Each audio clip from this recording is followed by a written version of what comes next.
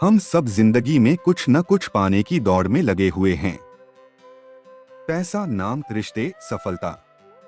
लेकिन एक सवाल कभी अपने आप से पूछा है, इतना सब होने के बाद भी मन शांत क्यों नहीं होता? क्यों रात को नींद नहीं आती? क्यों छोटी छोटी बातों से दिमाग भर जाता है?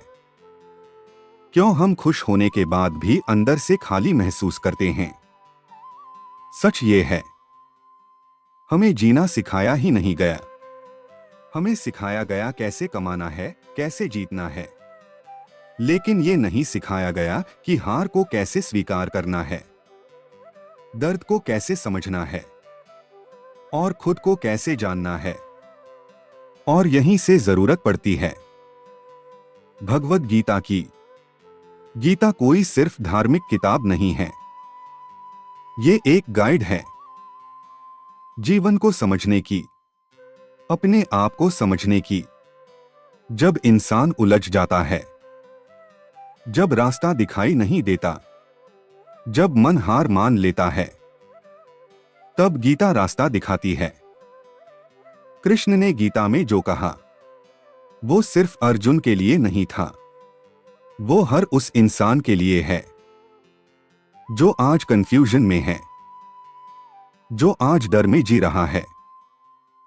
सोचो, अगर तुम्हें पता चल जाए कि तुम्हारा डर असली नहीं है, तुम्हारी चिंता बेकार है और तुम्हारी असली पहचान कुछ और है, तो क्या तुम्हारी जिंदगी नहीं बदल जाएगी? गीता हमें सबसे पहले यही सिखाती है कि हम वो नहीं हैं जो हम समझते हैं। ये शरीर जो आज है कल नहीं रहेगा। ये मन जो हर समय बदलता रहता है। ये सोच, ये अहंकार, ये सब स्थायी नहीं है। फिर असली मैं कौन है?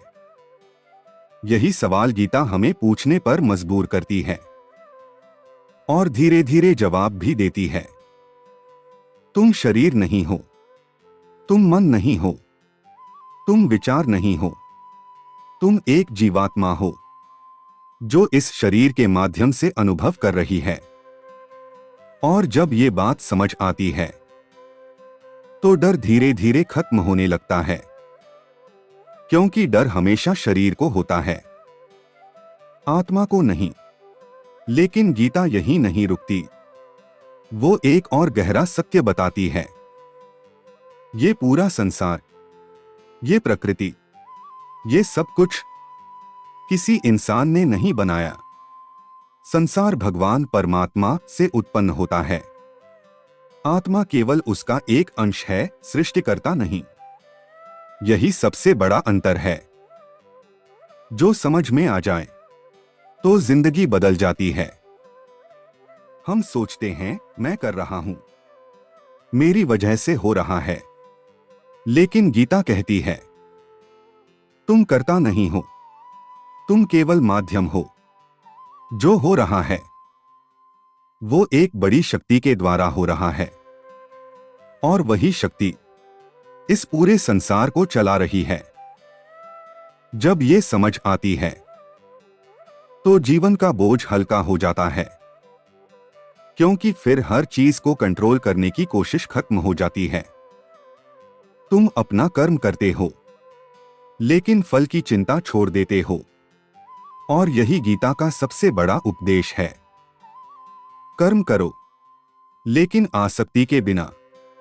आज हम दुखी इसलिए हैं क्योंकि हम हर चीज से जुड़ गए हैं, रिश्तों से, परिणाम से, लोगों की सोच से। और जब ये सब हमारे अनुसार नहीं होता तो हम टूट जाते हैं। लेकिन गीता सिखाती है जुड़ो, लेकिन बंधो मत। प्यार करो, लेकिन खुद को खो मत दो। काम करो, लेकिन खुद को उसी में मत बांधो।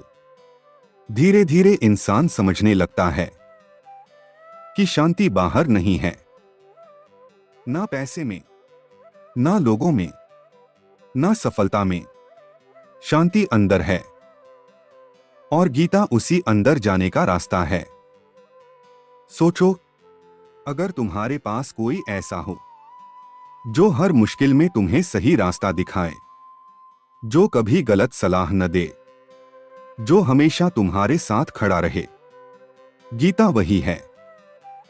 यह सिर्फ शब्द नहीं है, यह अनुभव है। यह सिर्फ ज्ञान नहीं है, यह जीवन है। जो इसे समझ लेता है, उसके लिए हार और जीत का फर्क खत्म हो जाता है, क्योंकि उसे पता चल जाता है कि हर चीज का एक कारण है, और वो कारण हम नहीं हैं, वो परमात्मा है। धीरे धीरे इंसान बदलने लगता है। वो रिएक्ट करना छोड़ देता है, वो समझने लगता है, वो भागना छोड़ देता है, वो स्वीकार करना सीखता है। और यही असली बदलाव है।